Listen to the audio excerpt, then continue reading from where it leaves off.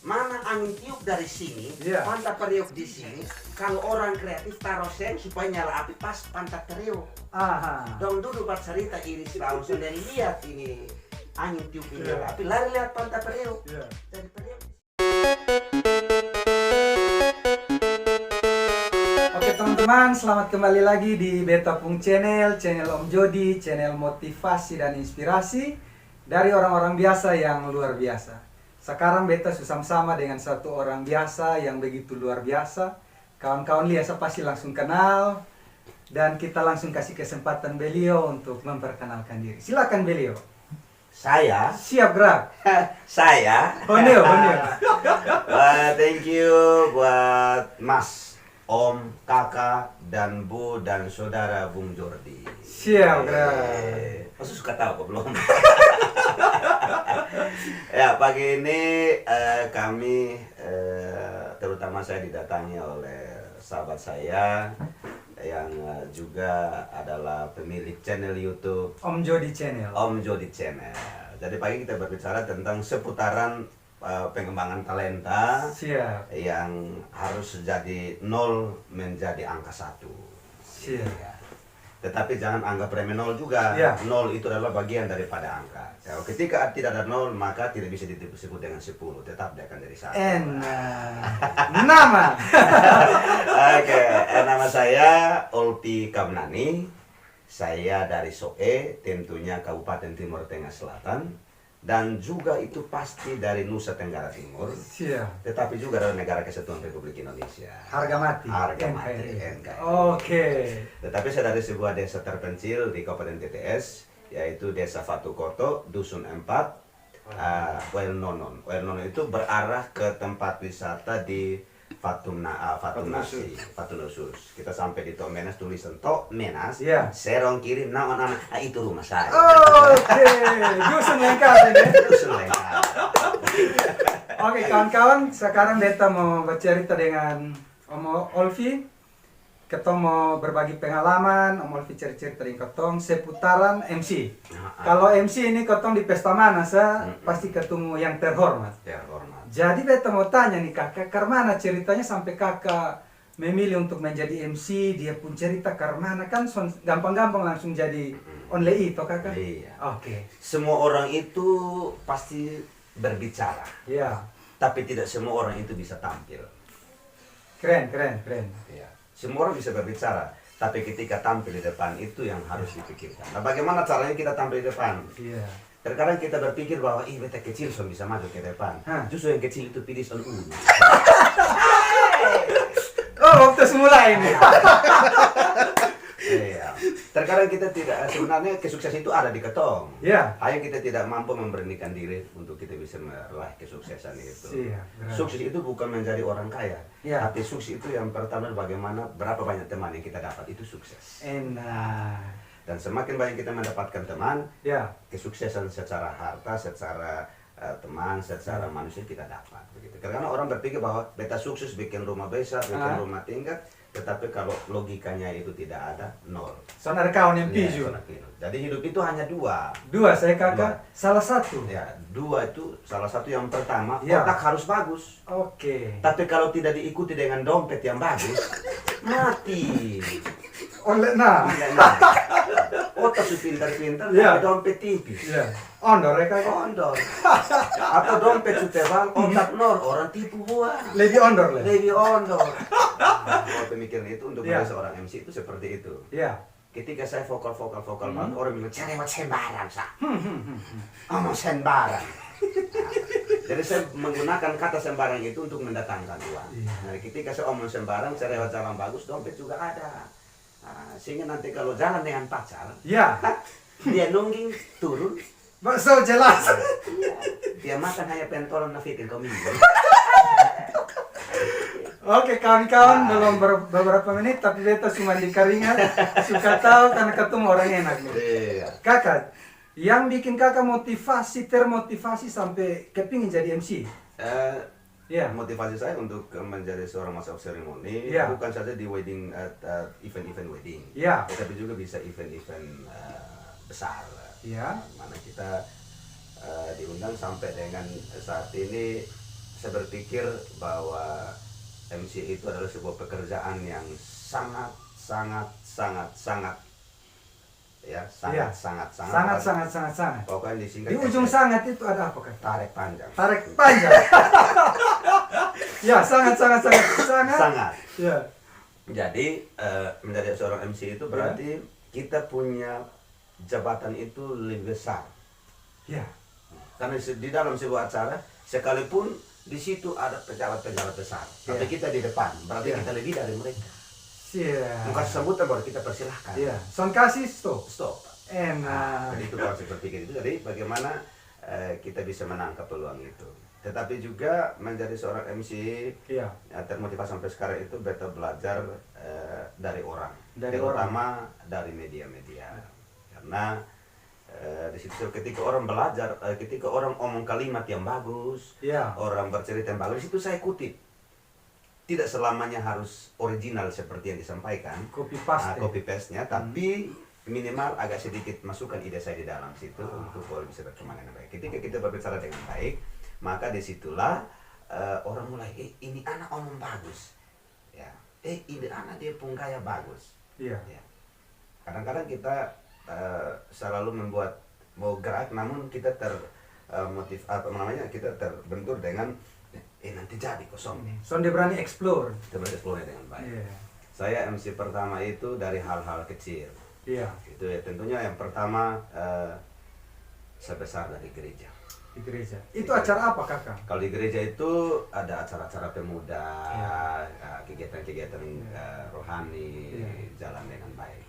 Kakak, kalau kakak pimpin acara rohani, ancur-ancur begini kesan. Itu harus tahu diri lah. Sopan. Ya. Beta penasaran lah. Kalau di acara-acara rohani, belum tentu ya. Lompat-lompat. Tapi sih waktu di atas tenis ke turun selesai. Sadar. Kita menjadi seorang MC itu juga harus pintar membaca situasi. Ya. Di dalam sebuah event wedding yang hadir itu kurang lebih 2 sampai dengan 3.000 orang. Di dalam tenda 3.000 orang itu percaya bahwa sekian mungkin 2% dari acara itu orang sudah suka. Harus sadar itu? Harus sadar itu. Dan itu kita lihat dari wajahnya. Dapat baca ya kakak? Dapat baca. Kalau kita duduk orang semua mulai geser sini, geser sana. Itu harus, walaupun rada-rada mengalir tapi harus cut. Harus cut. Sehingga nanti dia juga tidak terlalu terganggu dengan ketumpul. Jangan kita lalu menganggap diri kita orang lain kita tahu, tapi yang lain dia omong sembarang, so kita mau pulang ini dan seterusnya. Ya, jadi itu harus kita pintar baca. Jadi di dalam sebuah tenda sukacita itu kita harus lihat dari 4 sisi. Ya.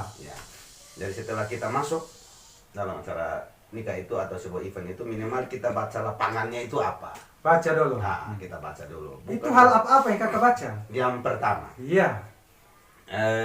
Kita kan kerja jasa. Berarti diundang orang, kita dibayar, kita dikasih makan, kita memberikan hiburan. Tetapi yang menjadi konsepnya kita harus berani juga menerima ide daripada yang mengundang kita itu. Kita jangan mengikuti egonya kita. Jika toh nanti kita mau eksplor keluar dari idenya itu, tapi bagaimana dia juga tertarik dengan ide yang kita kasih keluar.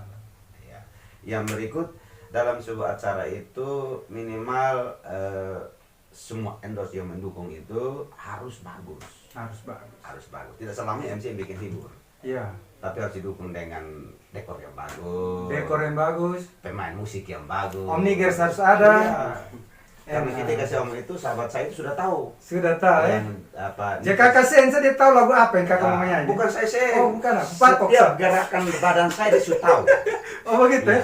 Contoh kalau kakak mau lagu To Love Somebody, kakak sengker mana? Saya kalau mau lagu To Love Somebody, saya hanya rabat telinga dia. To Love Somebody. Omnigers tahu. Jadi seorang itu yang mendukung kita harus lebih peka. Yang berikut harus didukung juga dengan sound yang bagus. Sound bagus. Sound bagus. Jadi kalau kita sudah tahu bagus tapi sound tidak mendukung, biar sepintar apapun orang dia akan down. Yang berikut harus didukung dengan tempat duduk yang nyaman. Kalau ketika orang sudah rasa nyaman, kalau lu nyaman, kenapa sudah nyaman? Tapi kebanyakan beta lihat kakak bawa acara tuh, yang berdiri banyak, berdiri kau nonton begini. Nah itulah. Tidak ada tanpa duduk. Itulah dia. Kenapa mereka bangun berdiri? Iya. Karena sudah lucu namun tidak tinggi. Bukan BTO. Iya, tidak tinggi, maka mereka penasaran. Mereka penasaran untuk melihat itu. Itu mungkin dari pemikiran saya yang berikut, karena mungkin saking terhiburnya dia sampai dia berdiri. Nah, yang berikut harus didukung juga dengan makan yang bagus. Makan yang bagus. Ya. Jangan sekedar masakan. Tapi masak itu harus perhatikan supaya nasi jangan mantap. Oke. Nasi mantap kita selalu kasih salah ini yang Mam bilang bife ainaf salah. Iya. Sebenarnya yang salah bukan bife ainaf, cara masaknya itu. Iya. Mana angin tiup dari sini, pantat periuk di sini. Kalau orang kreatif taruh sen supaya nyala api pas pantat periuk. Dong duduk buat cerita iris daun sendiri, lihat ini angin tiup ini api, lari lihat pantat periuk. Jadi periuk di sini, api nyala di sini. Jadi hasilnya nasi 3 warna. Di atas bubur, di tengah nasi, di bawah angus. Oh begitu. Tapi beta pernah tanya satu mama yang tukang masak di pesta ini. Nasi mantap tuh gara-gara Om Olfi. Ya. Dia tak sibuk mau dengar MC, lupa nasi. Gara-gara bu ini. Itu mama pun pintar. Kakak, pesta pernah hadapi pesta kering-kering kau sonde? Karena dia pun faktor pendukung sonar kayak yang kakak cerita. Pernah. Pernah ya? Bukan pernah. Iya. Berulang-ulang. Berulang-ulang. Itu di mana? Artinya di wilayah NTT. Iya. Di sebuah pesta lah. Di sebuah pesta. Jadi pesta itu kenapa orang kalau pertama itu harus didukung dengan kedua keluarga yang akur. Iya. Ya. Kenapa terjadi seperti itu? Iya. Sesungguhnya bukan keluarga tidak mampu. Iya. Mampu. Hanya harus saling menerima antara mempelai pria dan mempelai wanita. Enak. Kalau ketika mempelai pria datang dan mempelai pria selalu melihat dia dengan segala kekurangan, pesta akan kacau. Iya. Karena apa? Waktu faktor itu kumpul keluarga, omanya begini-begini, tapi yang mau datang hanya seperti itu. Jadi dia mulai ada dusta di antara kita. Itu hari kita omong bilang ini, babi dua terus bawanya babi anak satu, om pikir sepok anak ke babi. Begitu. Jadi harus menerima, karena cinta itu bukan soal kayanya, tapi soal nyamannya. Nyaman ya? Kita makanannya sederhana, bawaannya sederhana, tapi kalau diterima dengan lapang dada, acara itu akan jalan dengan nyaman. Kalau kedua keluarga sudah akur, maka MC datang itu sudah lebih akur lagi. Tinggal poles aja. Tinggal poles aja sudah acara sudah jalan bagus. Enak. Jadi kita jadi MC itu pintar baca siswa. Tapi kita sebagai MC itu juga harus mampu mencairkan suasana. Kalau keduanya sudah begini, minimal kita hadir di tengah sini untuk mereka tertawa dan lupakan gitu. Iya, jadi kita kembali ke poinnya bahwa saya termotivasi menjadi seorang MC sampai sekarang itu bahwa bagaimana kita saya belajar untuk harus lebih bukan apa, tapi saya kadang-kadang kan kita fisiknya pendek. Iya. Kalau kita sebuah kekurangan yang dijadikan kelebihan. Keren. Nah, jadi saya harus lebih berani karena saya pendek. Iya. Kalau saya sudah pendek begini sudah borok lagi, orang injak tambah lagi. Kan begitu. Siap. Yang berikut, apapun yang kita harus lakukan itu harus rendah hati. Harus rendah hati. Rendah hati. Iya. Kalau kau tahu pintar tapi kalau sombong, tinggi hati, dengan sendirinya talenta itu akan hilang. Ya. Karena kita tidak mau disaingi orang lain. Lalu kita tidak mau untuk menerima pendapat orang lain. Orang yang sukses itu adalah orang yang berani menerima pendapat dan berani kreatif. Keren. Kakak sudah MC berapa lama? Saya berkarir itu sejak dari SMA. SMA itu saya di SMA Negeri 2 Kevemenanu. Dan di situ saya terpilih menjadi ketua OSIS. Dari situ mulai tiap pagi mulai kasih apel anak-anak, kasih dapat ini bakat mulai dia tumbuh pelan-pelan naik. Siap. Jadi kakak MC ini selain di Kota Soe, kakak sampai di mana-mana saya MC. Sekarang kan mau omong sombong jam terbang syuting gitu. Iya. Jadi tapi kota omong rendahan ini. Saya omong yang saya omong yang pendek anak ini. Pendek anak mah dia susah sampai mana. Kalau untuk jam terbang, untuk wilayah NTT hampir keseluruhan bersama dengan teman-teman. Tentunya Ya. saya besar seperti ini juga, tetapi Ada tim ya, ada Kakak? tim yang mendukung. Ya. Mendukung salah satunya.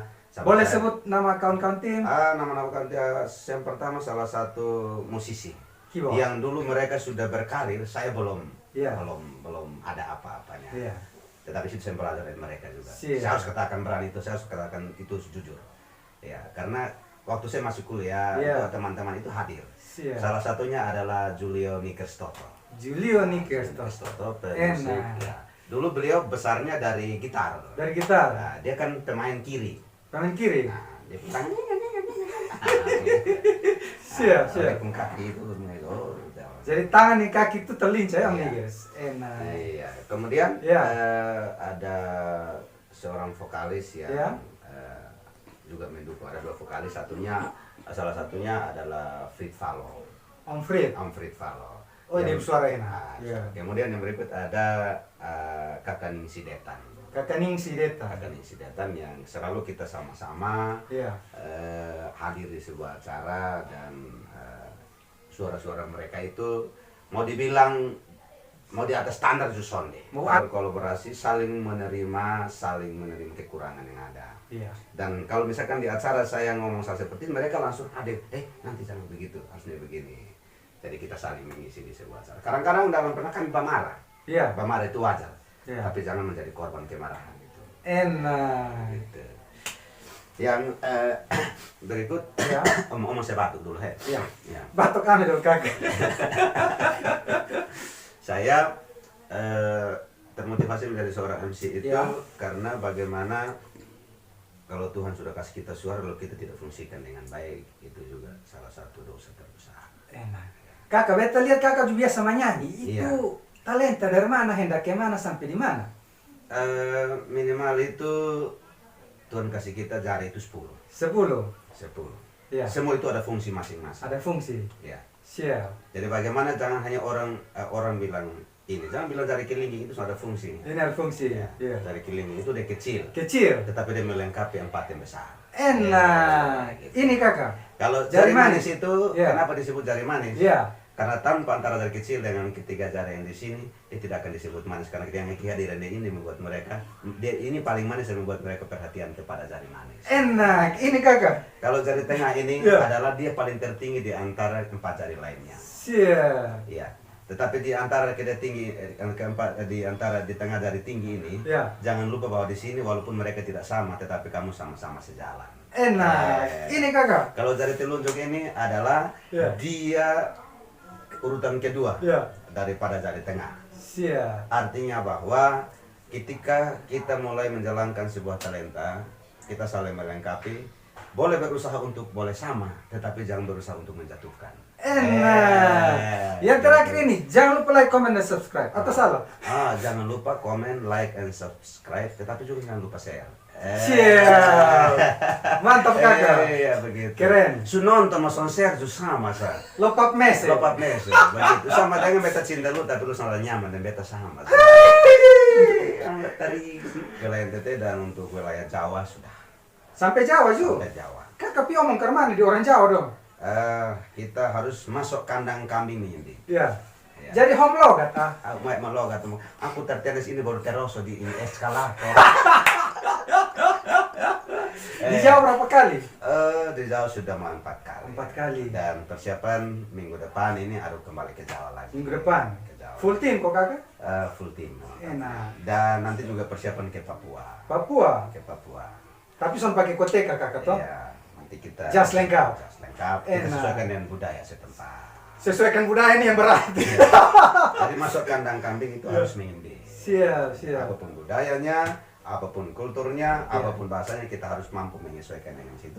Lalu kita kolaborasi dengan budaya kita akan menjadi sebuah kekuatan. Tapi terbukti sering dipanggil ke luar daerah, artinya kakak su Ya. LDI. Kita kenapa harus dikenal di dunia luar? Karena Ya. kita mampu menyesuaikan diri, mampu bawa diri. Mampu bawa diri. Mampu bawa diri, berani katakan yang jujur, Ya, jika itu benar, Ya. mampu katakan tidak, jika itu tidak. ya. Tetapi jika itu benar dan kita katakan tidak, itu juga dosa. Siap. Jadi apapun talenta kita, beta harus sampaikan kepada semua teman-teman yang ada di channelnya Bung Om Jo di channel. Om Jo di channel itu bahwa apapun talenta yang bosong punya, harus terus dikembangkan, tapi jangan lupa Tuhan. Siap. Tuhan itu di atas segala-galanya. Jadi Keren. kalau seseorang menjalankan talenta yang diberikan, maka terutama sebelum kerja harus berdoa, setelah kerja harus berdoa, dapat berkat, jangan lupa ambil Tuhan punya. Endorse. Itu dia. Itu kunci kebersihan ada di situ. Siap. Kakak dong pun tim nih. Misalnya di Soe ada pesta, kakak dong full service, itu biaya bagaimana? Mungkin kakak bisa sampaikan. Kalau kita ini kan patokan harga sesuai dengan jarak. Jarak. Kalau di kota Soe kakak? Kalau untuk kain di kota Soe kita full itu 5 juta. 5 juta. Itu penyanyi berapa orang? Itu kita penyanyi ada 2, pemain musisi 1, MC 1. MC 1. 5 juta. 5 juta. 5 juta itu kita tidak seberapa. Karena tuan pesta beli sapinya adalah 7 juta. Berarti harga kami di bawah daripada sapi. Siap, bro. Iya, jadi itu bukan dibayar. Sebenarnya kita dibayar untuk hadir di situ dengan baik. Yang kalau untuk di luar kota Soe, TDS ini ditambah dengan transport. Jadi orang siap Transport. Oto. Kalau jemput sendiri beda, Iya. kita pakai oto beda. Tetapi itu tergantung komunikasi. Siap, bro. Jadi kami sampaikan bahwa jangan sampai kami sebut seperti ini lalu kamu tidak undang kami. Tidak. Iya. Sebenarnya kami ini adalah juga manusia yang juga butuh komunikasi. Siap.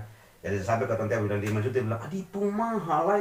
Tidak, sesungguhnya. Kalau paket hemat ada kusone kakak. Misalnya pesta kici-kici. Oh, paket hemat ada. Paket hemat. Itu model Karmana lah. Itu paket hemat itu sampai dengan 2,5 juta. Iya, itu personilnya Karmana tetap sama juga. Sama. Tapi kita lihat dulu konsep pestanya apa. Kalau tenda semakin besar, maka harga juga semakin besar. Iya, siap. Tetapi juga jangan sampai biayanya besar, tenda kecil untuk menipu kami. Oke, masih ada yang mau kakak sampaikan? Yang berikut, kalau kita bercerita tentang tadi dalam dunia seputaran MC, ada sedikit singgung, mungkin kita sedikit keluar. Tetapi juga pada prinsipnya bahwa menjadi seorang MC itu harus banyak literasinya, banyak baca. Banyak baca. Kenapa banyak baca? Karena di situ kita bisa menambah kekayaan ilmu yang ada di ketong. Kakak, bagaimana cara meramu sesuatu yang son lucu jadi lucu? Ya, tergantung pada intonasi suara. Intonasi. Ya, ada intonasi suara itu kadang naik, datar, dan turun. Itu kakak belajar ke mana? Dan atau dia sendiri? Mau dibilang dia secara on the spot. On the spot. Enak. Karena belum tentu saya jalan-jalan di situ lalu tiba-tiba undangan yang kami hormati. Dan mungkin juga itu gila deh. Ya. Jadi intonasi suara itu menentukan orang nyaman. Iya. Kalau bangun omong hanya ini yang kami hormati. Iya. Tetapi boleh kita menggunakan gaya ini, tapi kita lihat konteksnya dulu. Baru kita bisa masuk ke situ. Ibarat kita pancing ikan, lu pasang umpan yang bagus, ikan sebesar apapun dia akan makan. Enak. Tapi lu pasang umpan sembarang umpan, ikan terlalu enak pun dia belum umpan beda. Kakak, sekarang nih orang kalau bikin pesta, dong tanya dulu MC siapa. Kalau beliau yang MC, dia panggung pasti besi semua. Besi semua. Karena siap kakak mau lompat-lompat. Kenapa saya lompat? Terkadang-kadang ada yang sebut nama saya dan beli, sudah dia itu orang anak kayak kambing. Tapi sesungguhnya kita mau sampaikan. Tapi banyak yang suka kakak. Kita mau sampaikan bahwa itu adalah sebuah selebrasi untuk mencuri perhatian. Siap. Dan sonde semua MC bisa lompat ya? Bisa lompat. Sonde berani malu ya? Dan lompat itu ada dia punya nilainya di situ. Siap. Membangun rumah tangga tidak sekedar harus jalan, tapi minimal kadang-kadang harus lompat. Enak. Gitu. Bukan sembarang itu. Jadi saya harus memberikan sebuah penjelasan sehingga nanti tidak ada salah persepsi. Siap. Kenapa tidak semua pesta harus lompat? Tergantung suasananya. Tapi selalu kau tunggu kapan kakak mau lompat. Kalau kau ada di pesta. Undang saya nanti saya lompat. Enak. Kakak yang berikut. Pernah kau sonde ketemu pesta yang kakak suka keluar peluru semua, tapi pengantin ini dia garing sah. Dia garing sah. Garing sah, pernah? Itu bawaan diri. Bawaan diri. Dia pun pembawaan memang dari dulu tenang, tenang. Jadi terpaksa kakak mesti bikin Karmana. Dia posisinya di undangan. Begitu. Di undangan nanti sudah mulai kata, mulai makan dia. Enak. Jadi sebenarnya pesta nikah itu kedua mempelai, saksi dan orang tua itu adalah sebuah skenario film yang dinonton oleh ratusan orang. Jadi apapun harus kita buat yang terbaik untuk undangan terhibur. Jadi kalau ada wedding yang para notabene yang larang-larang jangan bikin ini, nanti boleh begini, nanti ada begini. Sebenarnya itu sebuah pemahaman yang salah. Karena kita undang orang datang untuk terhibur dan mendukung kita, begitu. Tapi kalau kita hanya di atas diam begini, mau buat apa undang orang lebih baik ya langsung nikah secara diam-diam tanpa mengundang orang lain. Semua serba dia. MC Judi Amsa. Terima kasih pulang selalu. Iya, jadi kalau undang saya acara begitu pihaknya terima kasih selalu pulang. Yang berikut kakak, pernah kosonde katumu pengantin, yang dia lebih keras dan dia balik kakak. Pernah kami dua baku makan sampai siapa mau terasa. Tapi pernah kok? Oh pernah, banyak yang seperti itu. Tapi itu suasana jadi lebih hidup ya? Lebih hidup sampai orang lupa makan, sampai ketua dapur datang cubit saya bilang, balik dia tenang sih dong suding. Enak, kakak. Itu dia punya rangkaian suka, sekarang duka. Kakak pernah kena komplain kok atau duka seperti apa yang pernah kakak alami seputar dunia MC?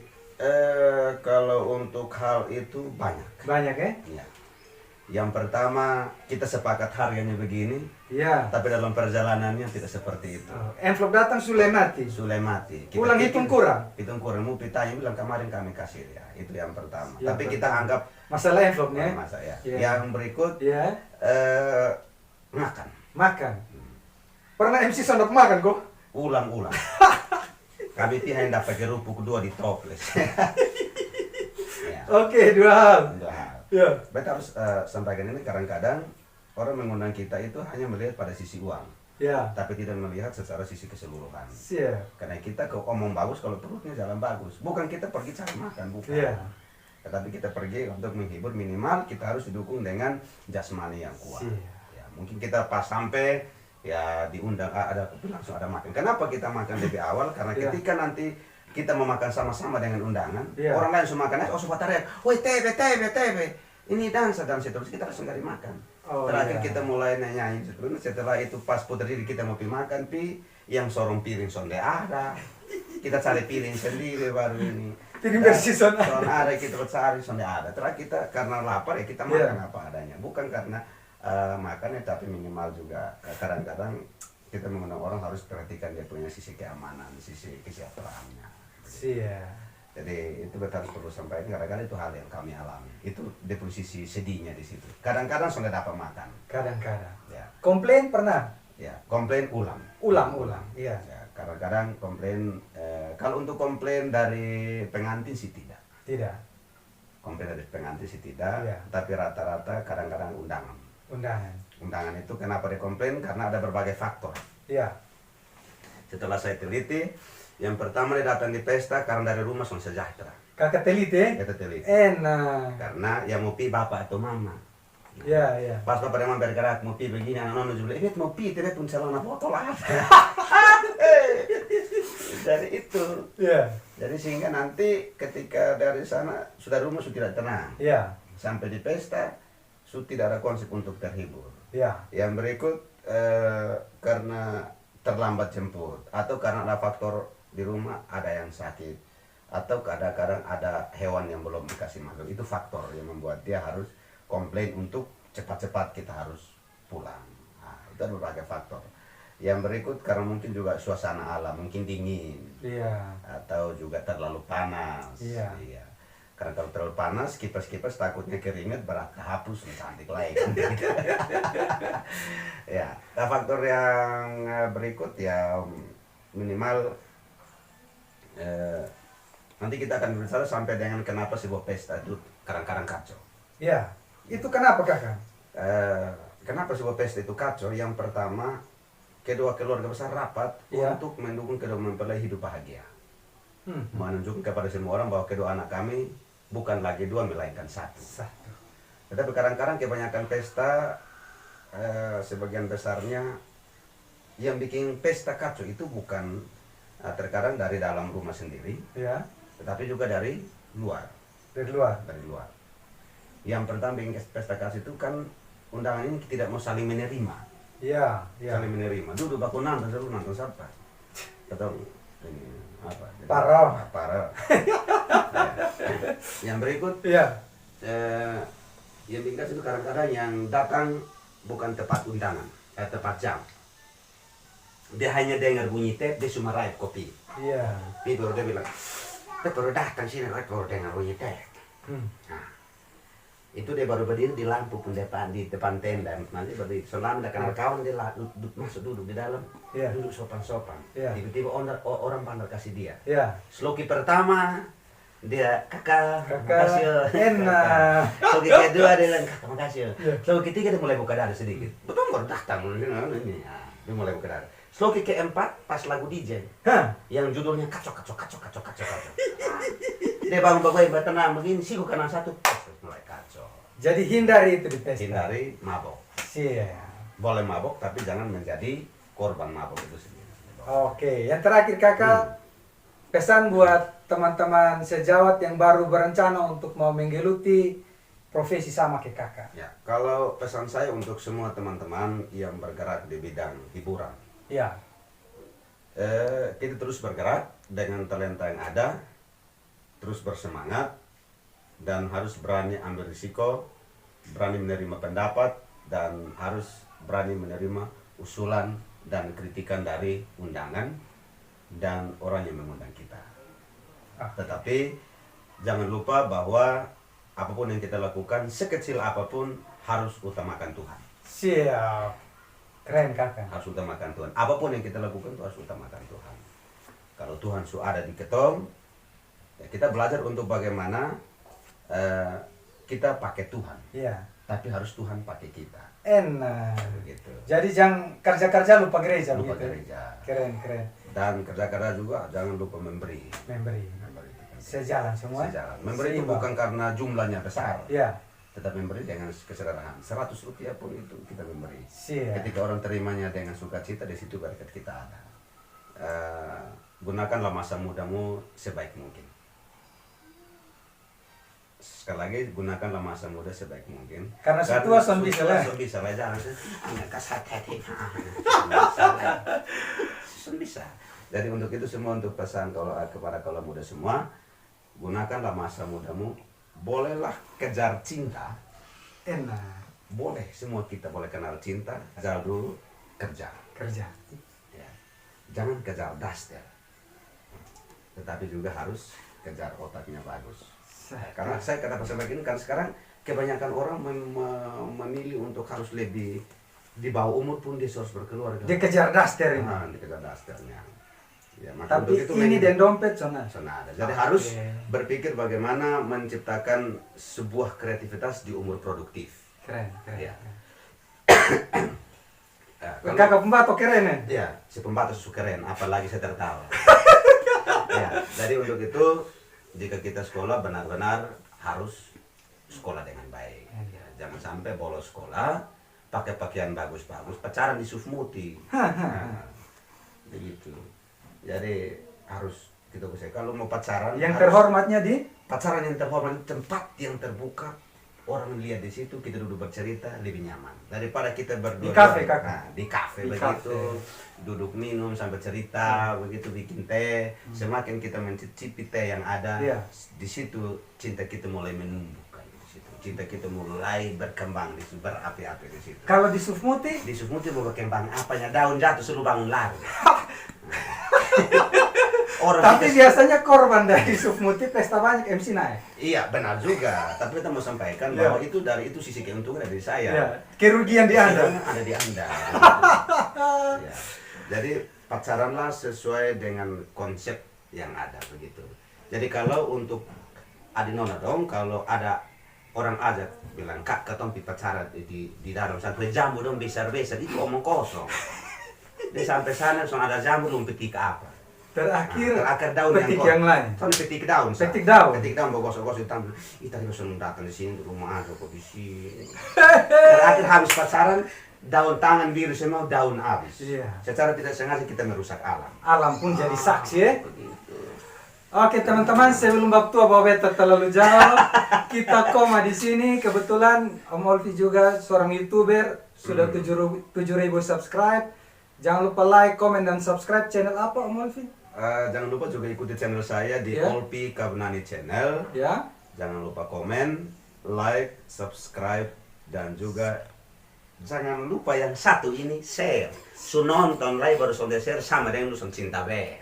Endo. Tetapi juga channel Abung Om Jody Channel. Om Jody Channel juga akan hadir dan terus menginspirasi semua sahabat dengan talenta-talenta yang ada. Dan untuk itu pesan paling terakhir, this one is the last one. The last one. The last one when I giving you some idea, some opinion for you that you try to support yourself to get the success. But right now too, I wanna say to you, don't wait someone to teach you, but you have to teach yourself before someone teach you. Untuk itu saya Bung Olfi mohon pamit. Saya Om Jody, terima kasih banyak. Beta translate nanti, beta cari kamus dulu.